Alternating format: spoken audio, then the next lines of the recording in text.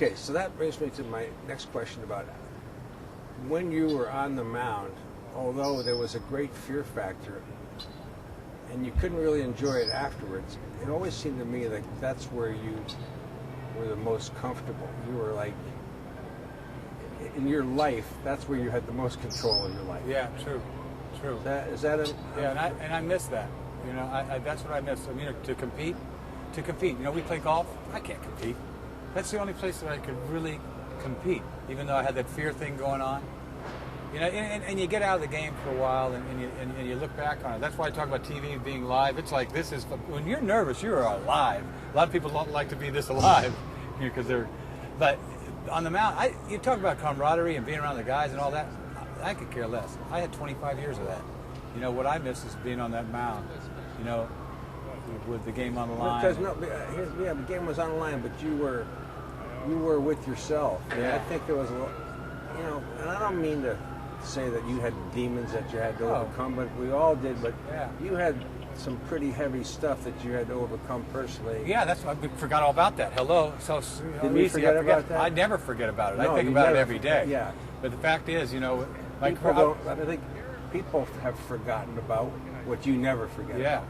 Well, you talk about, look what a blessed life. I mean, you know, I started for 12 years, and I was going downhill, and then all of a sudden I, you know, found recovery. I had personal issues with alcohol, bang, caught it in time, went to rehab, and started a second career right after that as a relief pitcher, and totally just, I wouldn't be in the Hall of Fame if that didn't happen, right? And I had this, went straight to the Oakland A's and World Series and Cy Young, and my God, and it's because I was sober, and so it gave me a second, you know, half of my career.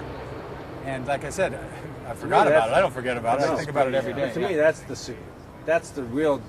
It was like Derek Sanderson.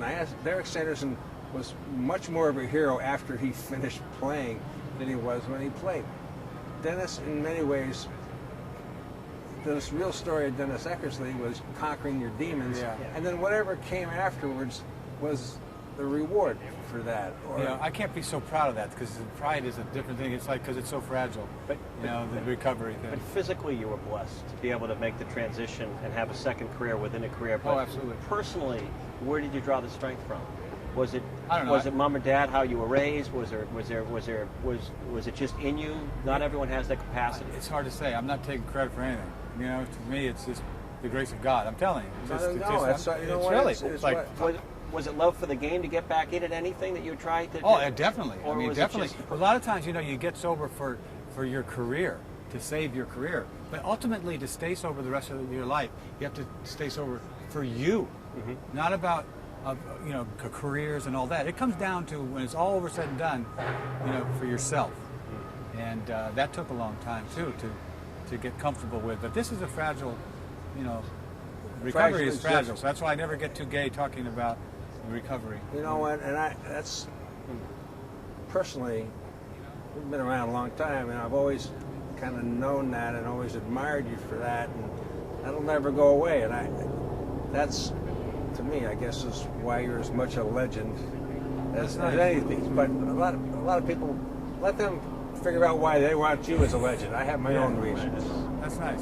Appreciate that. But you know that. You know how I feel about you. So it's very nice. You know, and we hope Jerry makes it. You know, absolutely. Makes a big comeback. But you know, you're doing a great job, and I'm really proud to have you.